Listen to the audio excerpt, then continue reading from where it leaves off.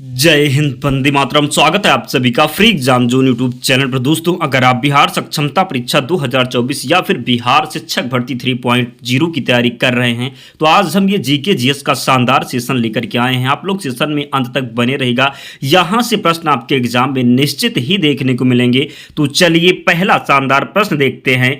पूर्ण स्वराज की प्राप्ति की घोषणा भारतीय राष्ट्रीय कांग्रेस ने कब की थी? 1916, 1919, 1929 या फिर 1930। तो बात करें पूर्ण स्वराज की प्राप्ति की घोषणा भारतीय राष्ट्रीय कांग्रेस ने कब की थी तो 1929 लाहौर अधिवेशन में की थी। जरूर ध्यान रखिएगा। तो थर्ड ऑप्शन यहां पर राइट आंसर हो जाएगा।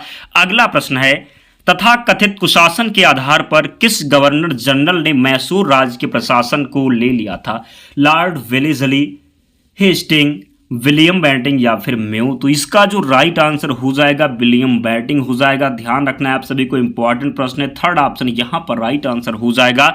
अगला प्रश्न है, निम्न में से किसने अपनी राजधानी मुर्शिदाबाद से मुंगेर स्थानांतरित की? मुर्शिदाबाद से मुंगेर स्थानांतरित की आपको बताना है। मीर कासिम, सिराजुद्दौला, मीर जाफर या फिर अली वर्दी खान। तो इसका जो राइट आंसर हो जाएगा मीर कासिम हो जाएगा। निम्न में से किसने अपनी राजधानी मुर्शिदाबाद से मुंगेर स्थानांतरित की थी? तो मीर कासिम ने की थी। जरूर ध्यान रखिएगा, कई बार यह प्रश्न आपके एग्जाम में बना है। नेक्स्ट, निम्नलिखित में से कौन भारतीय राष्ट्रीय कांग्रेस में उदारवादियों से जुड़ा था? बताना है आपको कौन उदारवादियों से जुड़ा था। फिरोज शाह मेहता, दादा भाई नौरोजी, गोपाल कृष्ण गोखले या फिर एक से अधिक। तो आप सभी को ध्यान रखना है, उदारवादियों से जुड़े थे फिरोज शाह मेहता भी थे, दादा भाई नौरोजी भी थे, गोपाल कृष्ण गोखले भी थे। तो यहां पर जो राइट आंसर हो जाएगा एक से अधिक ऑप्शन जो है सही उत्तर हो जाएगा। आप सभी को ध्यान रखना है।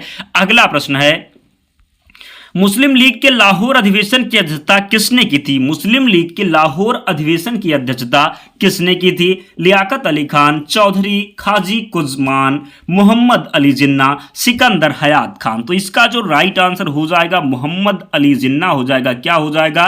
तो मुस्लिम लीग के लाहौर अधिवेशन की अध्यक्षता किसने की थी? तो मोहम्मद अली जिन्ना के द्वारा किया गया था। जरूर ध्यान रखिएगा। अगला प्रश्न है, माजुली द्वीप जो दुनिया का सबसे बड़ा नदी डेल्टा है, माजुली द्वीप जो दुनिया का सबसे बड़ा नदी डेल्टा है, कहां पर स्थित है? आपसे पूछा जाए माजुली द्वीप किस नदी पर है तो ध्यान रखिएगा ब्रह्मपुत्र नदी पर है। और किस राज्य में है तो असम में है। जरूर ध्यान रखिएगा, कई बार ये प्रश्न आपके एग्जाम में देखने को मिला है। तो माजुली द्वीप जो दुनिया का सबसे बड़ा नदी डेल्टा है कहां पर स्थित है तो असम में स्थित है, ब्रह्मपुत्र नदी पर। जरूर ध्यान रखिएगा। अगला प्रश्न है, निम्न में से अजातशत्रु के वंश का नाम क्या था? गुप्त वंश, मौर्य वंश, हर्यक वंश या फिर शिशुनाग वंश। तो ध्यान रखना है आप सभी को, निम्न में से अजातशत्रु के वंश का नाम क्या था तो हर्यक वंश था। जरूर ध्यान रखिएगा। थर्ड ऑप्शन यहां पर राइट आंसर हो जाएगा। निम्न में से अजातशत्रु के वंश का नाम क्या था तो हर्यक वंश था। जरूर ध्यान रखना है आप सभी को। और जिसने भी अब तक सेशन को लाइक नहीं किया है प्लीज़ आपसे रिक्वेस्ट है आप लोग सेशन को जरूर लाइक कर दें और चैनल को सब्सक्राइब करके हमारे साथ जुड़ जाएं, क्योंकि जब तक आपका एग्जाम नहीं हो जाता आपके एग्जाम में जो प्रश्न पूछे जाएंगे, जिस प्रकार के प्रश्न पूछे जाएंगे उन सभी प्रश्नों को लेकर के आएंगे। तो आप लोग सेशन में अंत तक जरूर बने रहेगा। यहां से बहुत हेल्प मिलने वाली है आपको। भारतीय उपमहाद्वीप में लौह का सर्वप्रथम साहित्यिक संदर्भ किसमें मिलता है? ऋग्वेद, यजुर्वेद, सामवेद या फिर उपनिषद। बताना है आपको भारतीय उपमहाद्वीप में लौह का सर्वप्रथम साहित्यिक संदर्भ किससे मिलता है? लौह का जो है सर्वप्रथम साहित्यिक संदर्भ किसमें मिलता है तो ध्यान रखना है यजुर्वेद में मिलता है। किसमें मिलता है तो यजुर्वेद में मिलता है। ऋग्वेद सबसे पुराना वेद ऋग्वेद है, ध्यान रखना है। अगला प्रश्न है, निम्न में से किस वंश की शासका रानी दिद्दा थी?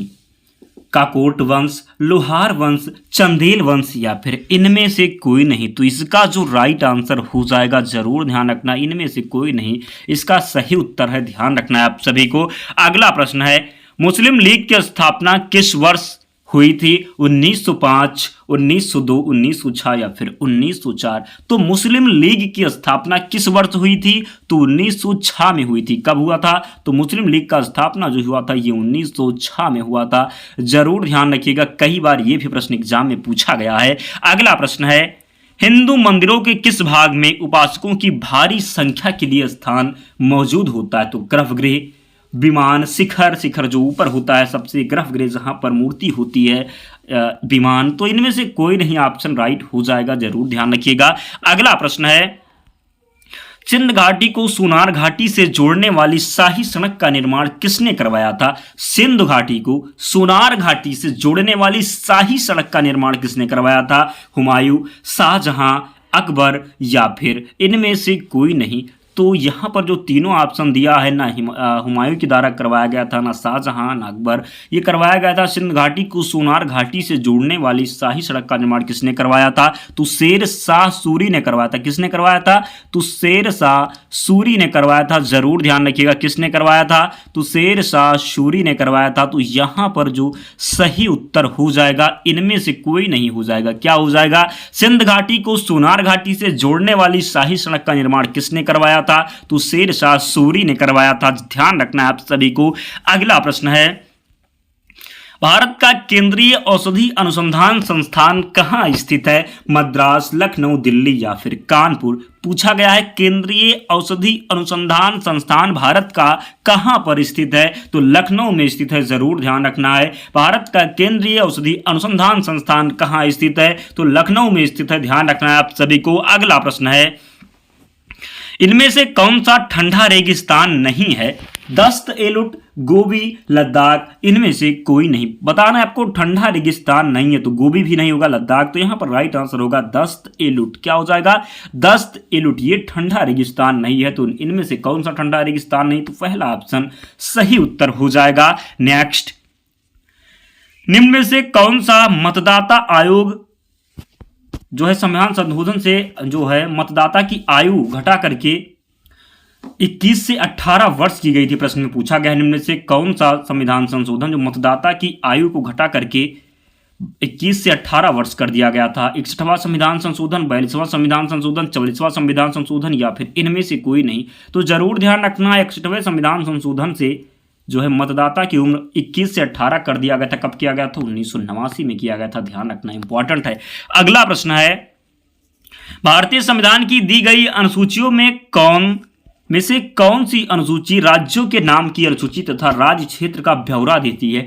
तीसरी अनुसूची, दूसरी अनुसूची, पहली अनुसूची या फिर पांचवी अनुसूची? तो आप सभी को ध्यान रखना है, भारतीय संविधान की दी गई अनुसूची में कौन सा अनुसूची राज्य के नाम की अनुसूची तथा राज्य के क्षेत्र का ब्यौरा देती है? तो पहली अनुसूची में राज्य तथा उसके क्षेत्र के बारे में बताया गया है। तो पहला ऑप्शन राइट हो जाएगा। जरूर ध्यान रखना, क्या हो जाएगा? तो पहला ऑप्शन राइट हो जाएगा। तीसरी अनुसूची की बात करें तो जैसे राष्ट्रपति हो गए, उपराष्ट्रपति हो गए, इनके शपथ संबंधी प्रावधान जो हैं ये तीसरी अनुसूची में है। ध्यान रखना है।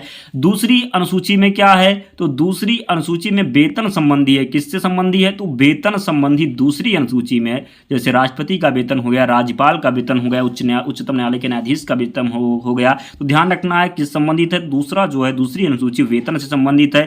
ध्यान रखना है आप सभी को। अगला प्रश्न है, भारत के नियंत्रक एवं महालेखा परीक्षक लेखा जोखा संबंधी रिपोर्ट किसको प्रस्तुत करते हैं? प्रधानमंत्री, राष्ट्रपति, वित्त मंत्री या फिर इनमें से कोई नहीं। तो भारत के नियंत्रक एवं महालेखा परीक्षक लेखा जोखा संबंधी रिपोर्ट किसको प्रस्तुत करते हैं? तो राष्ट्रपति को प्रस्तुत करते हैं। ध्यान रखना है आप सभी को। अगला प्रश्न है, गरीबी हटाओ का नारा किस पंचवर्षीय योजना काल में दिया गया था? गरीबी हटाओ का नारा किस पंचवर्षीय योजना काल के दौरान दिया गया था? यह प्रश्न आपके एग्जाम में देखने को मिलेगा, अवश्य देखने को मिलेगा। तो जरूर ध्यान रखना, गरीबी हटाओ का नारा किस पंचवर्षीय योजना के काल में दिया गया था? पहली, तीसरी, पांचवी या फिर सातवीं? तो किस में दिया गया था? तो ध्यान रखना है पांचवी पंचवर्षीय योजना में दिया गया था गरीबी हटाओ का नारा। जरूर ध्यान रखना है। अगला प्रश्न है, भारत की राष्ट्रीय अर्थव्यवस्था का सबसे बड़ा स्रोत क्या है? राष्ट्रीय अर्थव्यवस्था का सबसे बड़ा स्रोत क्या है? व्यापार क्षेत्र, कृषि क्षेत्र, सेवा क्षेत्र या फिर ज्ञान क्षेत्र? तो सेवा क्षेत्र जो हो जाएगा ये भारतीय राष्ट्रीय अर्थव्यवस्था का सबसे बड़ा स्रोत है। सेवा क्षेत्र जो है सेवा क्षेत्र तृतीयक में आता, कृषि की बात करें तो ये प्राथमिक में आता। जरूर ध्यान रखना है। अगला प्रश्न है, शीतकालीन फसल ऋतु को भारत में किस नाम से जाना जाता है? शीतकालीन फसल ऋतु को भारत में किस नाम से जाना जाता है? रबी, शीतल, खरीफ या फिर जायद? तो रबी के नाम से आता है। रबी में कौन कौन सी फसलें आती हैं? तो ध्यान रखना है आपको, गेहूं, कौन हो गया? गेहूं हो गया, गेहूं, चना, चना हो गया, मटर हो गया, गेहूं, चना, मटर, जौ हो गया, सरसों हो गया। तो इस प्रकार ध्यान रखना है कौन कौन सी फसलें आती रबी में, तो गेहूं, चना, मटर, जौ, सरसों जरूर ध्यान रखना, पूछा जाएगा प्रश्न। खरीफ फसल दिया हुआ है जायद है, तो यहां पर राइट आंसर रबी हो जाएगा, ध्यान रखना है आपको। अगला प्रश्न है, निम्नलिखित में से वह नदी कौन सी है जिसका उद्गम भारतीय राज्य में है, गोदावरी, झेलम, रवि या फिर इनमें से एक से अधिक। तो इसका राइट आंसर आप सभी को पता होगा, एक से अधिक इसका सही उत्तर हो जाएगा। अगला प्रश्न है, राष्ट्रीय गीत वंदे मातरम निम्नलिखित में से किसका एक अंश है, दुर्गेश नंदिनी, सरस्वती चंद्र, आनंद मठ या फिर इनमें से कोई नहीं। तो इसका प्रश्न हम उम्मीद करते हैं आप सभी को पता होगा। राष्ट्रीय गीत वंदे मातरम निम्नलिखित में से किसका एक अंश है, तो आनंद मठ का है। किसने लिखा है, तो बंकिम चंद्र चटर्जी के द्वारा लिखा गया। जरूर ध्यान रखिए किसके द्वारा, तो बंकिम चंद्र चटर्जी के द्वारा लिखा गया है, ध्यान रखना, प्रश्न पूछा जाता है।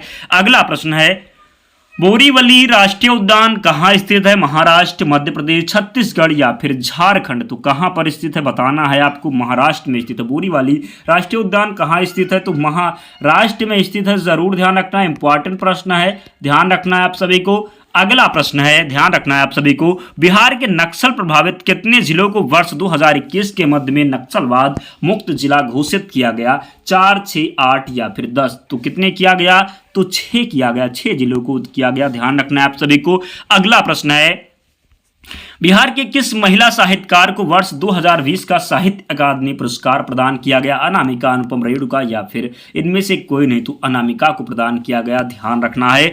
अगला प्रश्न है, बिहार के प्राचीन इतिहास में जीजक कौन थे, शासक, चिकित्सक, धर्म प्रचारक या फिर ये सभी। तो चिकित्सक थे, ये भी प्रश्न पूछा गया है कई बार। बिहार के प्राचीन इतिहास में जीवक कौन थे, तो चिकित्सक से जरूर ध्यान रखिएगा।